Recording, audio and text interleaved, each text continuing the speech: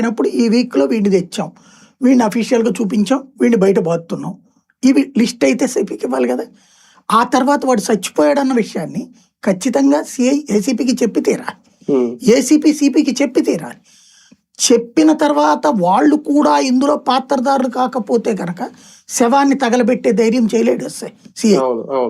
వాళ్ళు కూడా తగలపెట్టి బూడిద కూడా లేకుండా చూడటానికి అందులో బస్టాండ్లో పడేసి బస్టాండ్లో ఉన్నటువంటి శవాన్ని మున్సిపాలిటీ వాళ్ళకి బస్టాండ్ వాళ్ళు చెప్పేటట్టు, మున్సిపాలిటీ వాళ్ళు పోలీస్ స్టేషన్కి చెప్పేటట్టు, అంటే వీళ్ళే పడేస్తారు, వీళ్ళే కంప్లైంట్ తీసుకుంటారు, వీళ్ళే తగలబెట్టిస్తారు.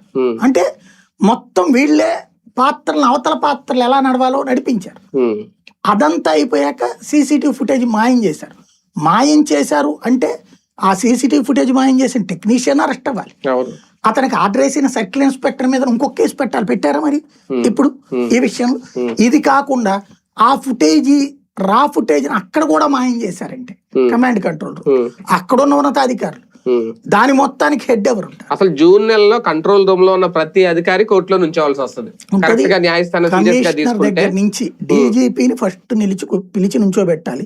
నీ చేతిలో ఉంది అసలు అంటే నెల రోజులు నిజంగా సీసీ కెమెరాలు పని చేయకపోతే వాళ్ళు ఏం చేస్తారు అసలు కంట్రోల్ రూమ్ లో నెల రోజులు కూర్చొని? అంటే పని చెయ్యలేదు అంటారు, ఫుటేజ్ లేదు. అవును, పని చెయ్యకపోతే గనక అది కూడా నోట్ చేయాలని హైకోర్టు కూడా మార్గదర్శకాలు.